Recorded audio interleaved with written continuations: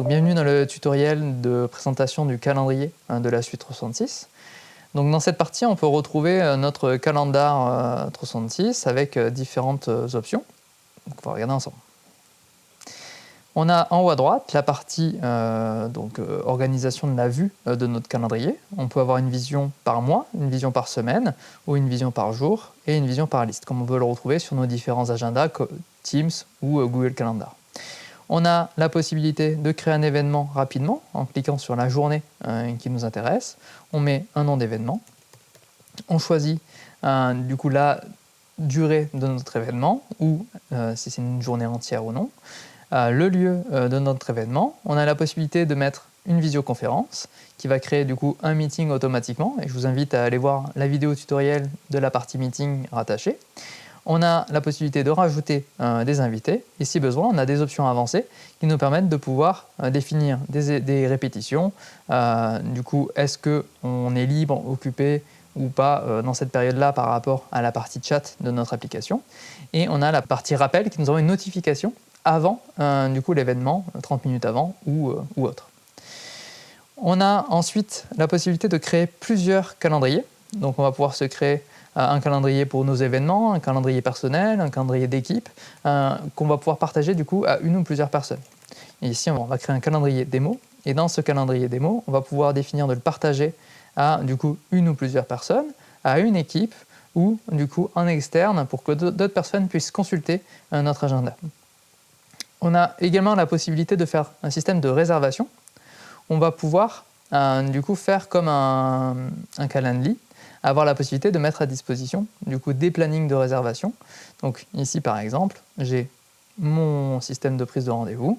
On va pouvoir regarder les disponibilités que j'ai envie de mettre à disposition pour la prise de rendez-vous, le type d'événement. Donc ici on a un meeting potentiellement de 30 minutes. On peut rajouter un autre type de meeting. On peut choisir du coup le type de lieu. Est-ce qu'on veut que ce soit un meeting 366, que ce soit un lien Google Meet ou un appel téléphonique.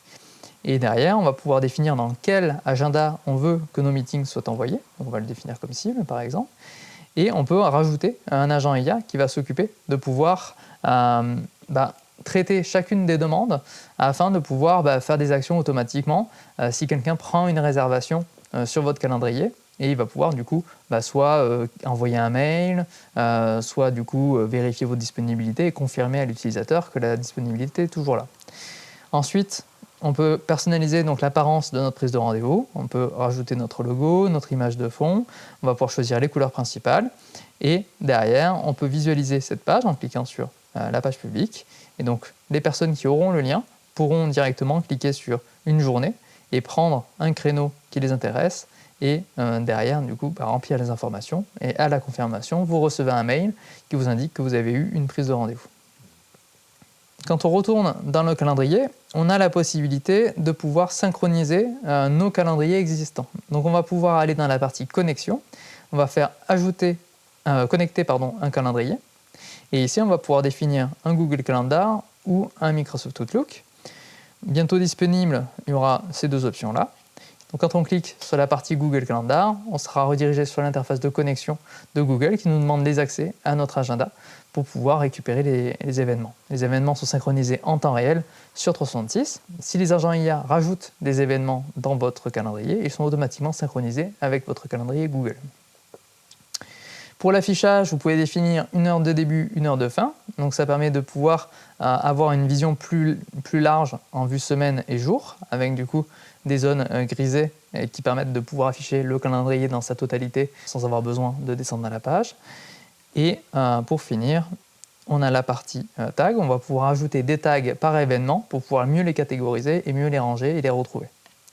Donc ça, c'était pour la partie calendrier. Pour la suite, je vous invite à aller voir du coup le tutoriel de gestion des personnes IA ou des agents qui permettent de pouvoir gérer votre calendrier de manière dynamique sans avoir à gérer vous-même vos événements, ce qui vous fait gagner énormément de temps dans les tâches de tous les jours. Merci beaucoup et bonne journée.